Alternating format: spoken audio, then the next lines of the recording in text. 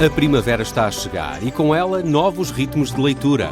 Leia artigos de opinião e receba acesso antecipado a todos os episódios de Podcast Plus. Acompanhe a atualidade ao minuto. Assine hoje o Observador com até 58% de desconto e habilite-se a ganhar uma tote bag e um voucher da Livraria Almedina.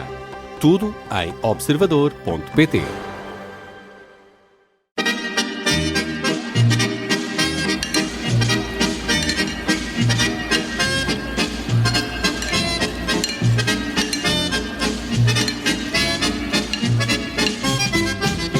Olá, bem-vindos à segunda parte da Vichy Soase. Temos connosco Paulo Mota Pinto, jurista, professor de Direito, ex-juiz do Tribunal Constitucional, ex-deputado do PSD, também antigo líder parlamentar do PSD. Bem-vindo a esta Vichy Soase.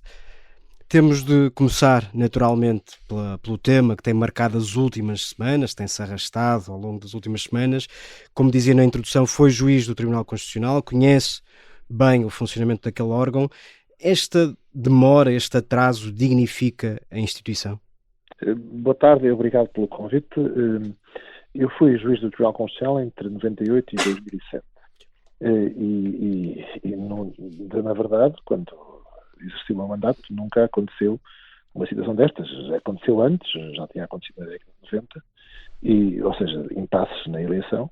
Está agora a acontecer também, e a meu ver até por razões estruturalmente diferentes, porque deve haver aqui uma alteração.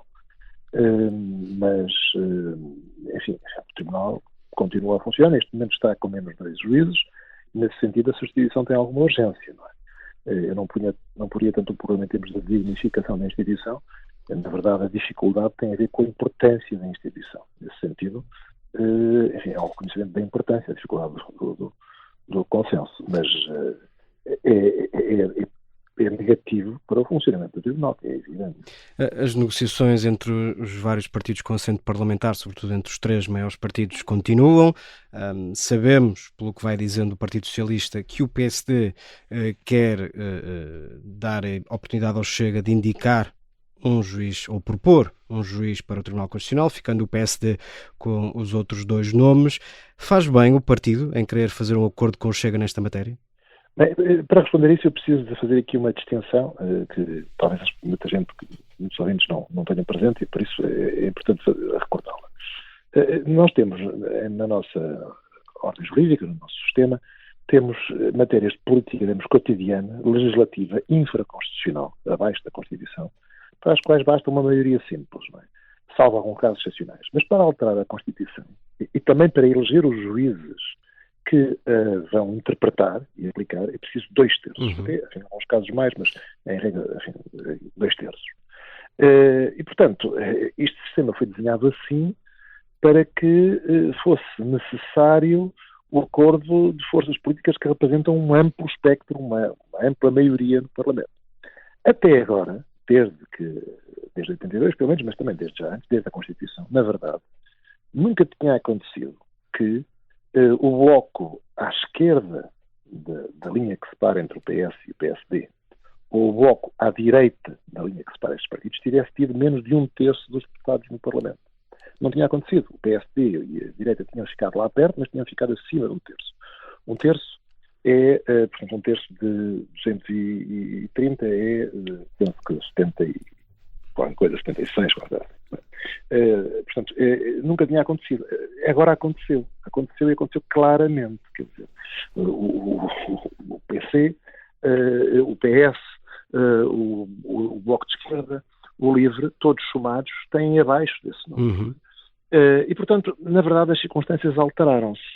Este fato não se responde dizendo que não ouvi o PS dizer.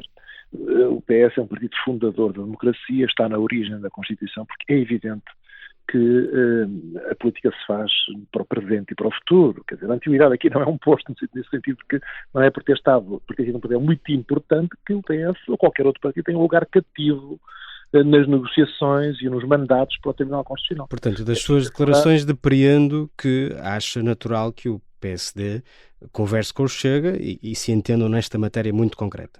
Eu acho normal que se tenha em conta as circunstâncias políticas de cada momento, não é? Houve tempos em que o PS cedia um lugar, a esquerda cedia um lugar ao PCP e a direita cedia um lugar ao CDS. Depois isso deixou de ser feito tão explicitamente porque esses partidos perderam relevância. Agora, se na verdade tem mais de 2/3 e claramente mais à direita do PSD, quer dizer, de alguma forma é até colocá-los fora do sistema, é até reforçar essas forças políticas, não é? E, portanto, o Partido Socialista deveria, a meu ver, ter o bom senso. Eu penso que não é uma questão provavelmente de falta de bom senso, é uma questão de que, por um lado, podiam não se ter dado conta verdadeiramente de todas as consequências do resultado eleitoral desastroso que tiveram em 2025. É algo que devem agradecer ao Dr. Pedro Nuno Santos. Mas, por outro lado, eu penso que há aqui também alguma exploração política, não é? Da ideia de que o PSD está a fazer um acordo com o Chega para excluir o PS e estão a tentar tirar dividendos políticos disso. Quando, na verdade, o que há é apenas a expressão das forças relativas no Parlamento. O PS não fica excluído, o PS elegeu 4 juízes, não é? Portanto, agora, um partido que neste momento até tem uma representação parlamentar superior ao Partido Socialista não ter nenhum, e quando a esquerda não tem 1/3, parece-me difícil de aceitar isso, sinceramente. E compreendo que o PSD enfim, dê conta disto, não é?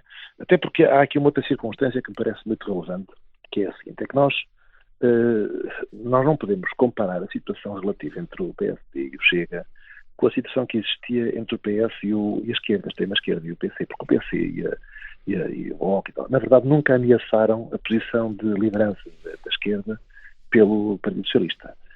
Nunca tiveram esta expressão tão grande comparativamente ao Partido Socialista como o Chega tem hoje quanto ao PSD. E, na verdade, a exclusão total, colocando-os fora do sistema, poderia reforçá-los. A aproximação, o PSD tem de olhar para isso, tem de ter isso em conta. Não é? Paulo Mota Pinto, passando agora... Diga? Eu compreendo isso, não é? Sim. Passando agora para as questões de governação, que avaliação é que faz dos 2 primeiros anos de Luís Montenegro como Primeiro-Ministro? É um governo marcado por ser um governo de minoria, evidentemente, ou seja, não tem condições para fazer reformas, mas também, aí, na verdade, surpreendeu-me um pouco, porque esperava um pouco mais, não tem apresentado, enfim, não tem confrontado a oposição tanto quanto eu esperava com a necessidade de reformas, não é? Enfim, claro que no primeiro mandato houve ali problemas relacionados com o próprio Primeiro-Ministro e houve uma instabilidade causada por isso. Neste segundo mandato, em que a votação do PSD foi reforçada e portanto, parece-me difícil de justificar ou de compreender isso. Bem, alguma coisa foi apresentado, mas penso que é preciso intensificar isso. Portanto, enfim, quando o Primeiro-Ministro diz que estamos a transformar Portugal com toda a franqueza, enfim, eu acredito que essa seja a sua intenção, é essa a vocação do PSD, e o eleitorado do PSD quer isso, mas é preciso também fazer mais para mostrar isso. Não é? Pensa que a forma como caiu esse primeiro governo, de que falou, a moção de confiança, o caso Pinão Viva e também os inquéritos do Ministério Público, tudo isso criou um problema de credibilidade política para Luís Montenegro? Bem, eu não queria pronunciar-me sobre esses casos. Acho que, enfim, nós aí devemos basear-nos nos dados, nas informações que resultam da Procuradoria e que vêm enfim, não sei se provavelmente se pode dizer que a credibilidade política dele está afetada. O que me parece é que o Partido Socialista é que não reagiu bem a esses casos. Quis na verdade, extrair precipitadamente logo consequências e o resultado foi o que se deu, não é? Mas, enfim, talvez se possa dizer, penso, provavelmente poderá dizer-se que há alguma interrogação sobre isso. Isso existe, mas não foi totalmente dissipada, não é? Isso não é evidente. Agora, pôr em causa a credibilidade política, assim, talvez seja forte demais, não é? Já falou da forma como o governo está ou não a transformar Portugal. Pedro Passos Coelho fez muitas críticas ao que disse ser a falta de reformismo deste governo. A pergunta era se concorda com o antigo primeiro-ministro. Eu concordo com a diretriz geral de que não é por causa do governo não ter maioria que está dispensado de apresentar reformas e de confrontar a oposição com as suas responsabilidades. Quer dizer, existe o risco, e é um risco sério, não estou a dizer que seja assim, mas existe, na verdade, um risco de as pessoas acharem que se está a seguir uma prática que é de gerir o dia-a-dia, de ocupar o poder, que no fundo foi a prática que foi seguida até com a maioria absoluta pelo Passos falava na gestão do eleitor contribuinte. E eu várias vezes confrontei o Dr. António Costa sobre isso, dizendo que realmente governar não é simplesmente ocupar o poder, é gerir o dia-a-dia. E quero dizer mais uma coisa, é que eu tendo a entender que o eleitorado do PSD é menos tolerante ainda a isso do que o eleitorado do Partido Socialista. Isso tem a ver com a sua formação sociológica, com a sua história, portanto, até com o facto do partido durante muitos anos ter reivindicado reformas, e, portanto, a ideia de que são necessárias reformas estruturais é uma ideia que está bastante, digamos, está bastante presente no eleitorado do PSD. Acha que Passos pode estar a ler bem uma eventual impaciência do eleitorado AD?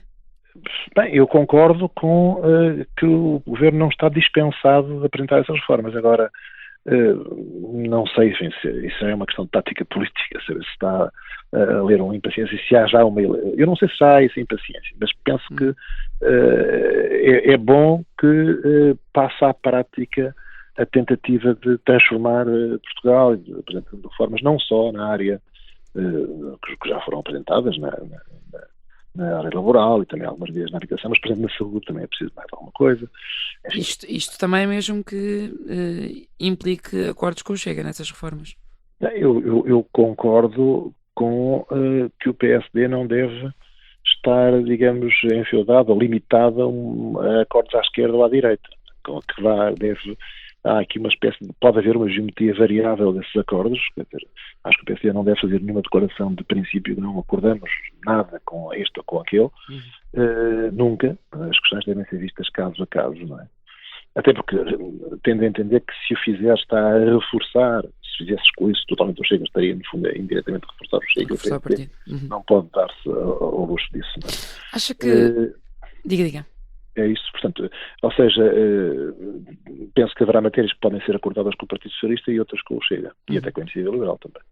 Acha que Luís Montenegro esteve bem em desafiar implicitamente Pedro Passos Coelho a ir a votos em indiretas?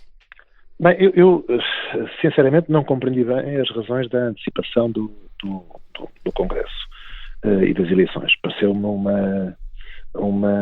enfim, com objetivos sobretudo internos, digamos, táticos, e penso que não é isso que o país neste momento espera, não é? Enfim, compreendo da perspectiva dele, poderia talvez até dizer-se de notar alguma tranquilidade ou a necessidade de fazer isso, ou pelo menos a conveniência, e sem dúvida que o Primeiro-Ministro, o Dr. Montenegro, é nessa vertente bastante hábil, taticamente. Portanto, não tenho dúvida nenhuma disso. Agora, sentiu de alguma forma na pele essa habilidade, não é? Não, quer dizer, eu não tenho nada, devo dizer que não, nesse aspecto eu cessei funções porque tinha sido eleito na altura da direção anterior, não tenho nenhuma... Referia-me ao tempo da direção do Dr. Rui Rio. Não, eu penso, sim, anteriormente. Bem, eu não sei, sinceramente, eu penso que a eleição, a mudança de direção resulta do resultado de 2022, enfim, que na verdade me conduziu, apesar de tudo, a uma legislatura falhada, não é? Resulta disso e não do que estava para trás. Não sei se os militantes apreciaram, aliás, a conduta dos opositores que estavam para trás, como se viu. Mas seja como for, acho que é consensual que nesse plano da tática, da estratégia política, o Dr. Montenegro é muito hábil e, portanto, admito que tenha, por essa razão, internamente achado que era melhor antecipar as eleições. Mas eu penso que não é isso neste momento que o país espera. Ele é Primeiro-Ministro e é preciso mais alguma coisa. Mas acredita que o regresso de Pedro Passos Coelho pode mesmo acontecer e era desejável que acontecesse? Bem, eu sobre isso não sei dizer nada, sinceramente. Não sei se quer regressar, não faço antecipações, nem sequer quero pronunciar-me sobre a desejabilidade. Portanto, acho que neste momento o país tem Primeiro-Ministro, o PSD tem Presidente. Portanto, não é nada que eu queira... Quero que Montenegro se concentre em trabalhar, como dizia Passos. Eu acho que isso é o que os portugueses querem. Em geral, não há... O governo é minoritário, tem limitações, mas acrescentar essas limitações uma espécie de inibição, isso é que não. Portanto, nós não podemos deixar que se crie essa ideia. O PSD não pode deixar que se crie essa ideia e ela está criada, não é? Está um pouco criada, não é? E há pouco interrompeu-me-lo quando estava de alguma forma a elencar os aspectos em que o governo tem estado porventura mais aquém na governação. Fala de que exatamente? Da saúde, por exemplo? Por exemplo, na saúde não percebo porque é que, enfim, na altura houve promessa de resolver a questão em 30 dias, etc., mas não percebo porque é que não se lançou um programa de não quero dizer necessariamente renovação de PPPs, mas de inclusão de outro tipo de prestadores de serviços, também privados, para aliviar a situação. Por exemplo, não é?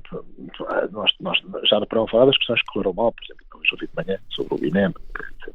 Mas isso são casos, não é? Agora, em relação à reforma, acho que é preciso fazer mais alguma coisa. O governo anterior acabou com todos os contratos de gestão, com todas as PPPs, contra a oposição na altura do PSD, e este governo até agora não fez nada sobre isso. Ou fez pouco, acho eu. Na habitação, eu tenho dúvidas sobre uma política que se destina sobretudo a financiar a procura. Não penso que ela deixe os preços. Penso que é preciso aumentar a oferta e também a oferta pública, com mais terrenos para a habitação, com programas de construção, diretamente pública ou através de colaboração com particulares, e penso que é preciso fazer mais alguma coisa também nessa área. Enfim, depois há outras áreas na economia, mas eu, enfim, não tenho aqui, não quero fazer aqui um caderno de encargos. Nada disso, não é isso. Agora, eu penso que isto é mais ou menos consensual, quer dizer, o governo, por exemplo, avançou com a reforma laboral. Vamos ver o que é que resulta. Parece-lhe positivo o que conhece da reforma? Em alguns aspectos, sim. Em alguns aspectos, sim. Acho que, embora, enfim, por exemplo, tenho dúvidas sobre se, em relação à questão da reintegração, isso é um fator tão relevante para a retoma do crescimento, para o aumento do crescimento. Mas seja como for, é útil o governo ter apresentado uma reforma nessa área e também contar com flexibilidade, com o banco de horas. Acho que está, pelo que eu li, está a haver progressos nas negociações nessa área. Portanto, enfim, aí avançou-se e espero que se consiga chegar a um acordo. Há uma ala do partido que para efeitos de simplificação chamaremos de ala rioísta. Admite que venha a surgir alguém dessa ala no futuro para tentar chegar à liderança do PSD? O próprio Paulo Monta Pinto estaria disponível para isso? Eu neste momento não penso que esse seja um problema que se suscita, nem acho que a questão tenha, digamos, pertinência neste momento. Desculpe, com toda a franqueza, o partido tem um presidente, o partido tem um primeiro-ministro nomeado, portanto o problema não se põe. Enfim, nem sequer sei se pode falar de uma ala rivista. Assim, eu diria que há uma tendência talvez mais genuinamente social-democrata, talvez. Uhum. Que não exclui também o diálogo também à esquerda e ao centro. Mas, enfim, não penso que esse problema que hoje se ponha agora. E acredita que esta legislatura vai chegar ao fim, até 2029? Eu penso, primeiro tive dúvidas, penso que há condições para isso, penso que não há, digamos, incentivos nem do Presidente da República nem do Primeiro-Ministro para o contrário, nem sequer dos partidos da oposição, neste momento pelo menos.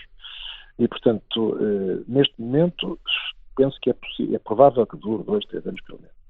Agora, a crise pode vir ter com o governo, porque o contexto internacional nós estamos a ver como está e as coisas podem alterar-se, ou seja, não haverá incentivos para provocar a crise, tanto quanto é visível neste momento, mas a crise pode vir ter com o governo e acho que isso é uma possibilidade real, não quer dizer uma probabilidade. Nós estamos a ver a crise da inflação que aí vem, o problema do contexto internacional. Isso, apesar do governo dizer que não vai haver, não vamos ter déficit, vamos conseguir acomodar, a prazo isso pode ter consequências para aquilo. Há também um novo inquilino em Belém, e o Paulo Mota Pinto disse há dias que a grande questão relativamente a António José Seguro é se continuará a comportar-se como um militante do PS. Existe aqui algum risco de termos um presidente que age como força de bloqueio? Ele declarou e deu a entender na campanha e já depois que não será, que não o pretende ser. E penso que os primeiros sinais e aquilo que é, digamos, objetivamente visível é que não será o caso. No entanto, é alguém que teve sempre a sua carreira política ligada ao Partido Socialista, foi líder do Partido Socialista. E, portanto, essa interrogação que eu fiz é genuína. Eu acho que muita gente tem essa dúvida, sobretudo à direita. Eu espero que isso não aconteça, ou seja, que ele mostre que não é um presidente socialista, digamos, do Partido Socialista.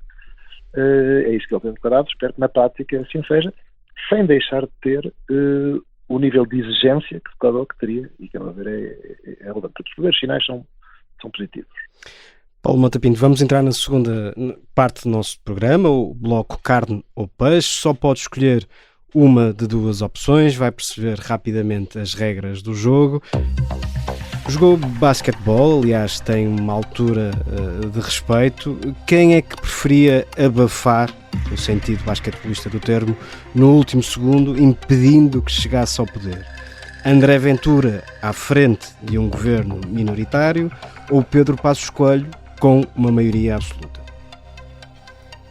André Ventura à frente de um governo minoritário. Muito bem. Eu não sei se devo justificar ou não. Não, é só se quiser, só se quiser. Não, enfim, eu sou militante do PSD e enfim, o primeiro-ministro do Chega significava que o PSD teria perdido a sua posição, a posição que deve ter, a meu ver, na política portuguesa. Seguindo em frente, quem convidava para assistir a um jogo da Académica, José Luís Carneiro ou António Costa? Convidava os dois, penso que nenhum deles é da Académica, mas quanto mais gente a assistir, melhor, até porque enfim não tem havido. Agora tem havido mais público, porque há a possibilidade de se valorizar a segunda divisão, mas convidava os dois, quanto mais melhor aí. Quem é que enviava para uma ilha deserta sem bilhete de regresso? Amadeu Guerra ou Lucília Gago? Bem, eu penso que talvez, uma vez que já não está em funções, talvez até gostasse de gozar aí a reforma, talvez enviasse Lucília Gago. Muito bem. E a última questão, num futuro muito distante, quem gostaria de ver à frente do PSD? António Leitão Amaro ou Sebastião Bugalho? Não consigo fazer previsões a esse futuro tão distante, sinceramente. Penso que o PSD tem na juventude, que são duas pessoas jovens, muitas pessoas que podem ser líderes do PSD e não queria estar a limitar, digamos, a possibilidade de escolha ou a funilar as alternativas a esses dois nomes. Portanto, mais uma vez, peço desculpa, mas não vou escolher entre os dois. Muito bem. Muito complicado. Paulo Mota Pinto, como é hábito no nosso programa, o convidado serve a sobremesa. No caso, uma música. Que música é que nos traz e porquê? Eu escolhi uma música do Sting, já nos anos 80, chamada Russians, porque eu pertenço a uma geração que cresceu ainda na Guerra Fria, com um pouco de receio do Holocausto nuclear, e depois, nos anos 90, isso dissipou-se. Mas agora nós estamos a ver que, afinal, talvez digamos, esses receios, esses medos, esses pesadelos, não estejam tão afastados, não é? E até com a guerra na Ucrânia e com o confronto entre blocos, e portanto eu subscrevo, embora acho que evidentemente o Ocidente e quem tem esses valores de liberdade, de democracia deve defender-se, deve ser agente dos seus princípios, mas eu, em relação ao destino do coletivo, em relação a esse evento, eu subscrevo aquela afirmação do Sting que I hope the Russians love their children too. Portanto, espero que os russos também amem os seus filhos, portanto, para que nunca se chegue a esse evento. E acho que essa é uma mensagem que muitas vezes nos últimos anos me tenho lembrado. Paulo Mota Pinto, muito obrigado por ter vindo a esta Vichy Soase. Foi um gosto tê-lo cá. Os nossos ouvintes já sabem, podem voltar a ouvir esta Vichy Soase nas plataformas habituais ou ler a entrevista na íntegra no site do Observador. Até à próxima.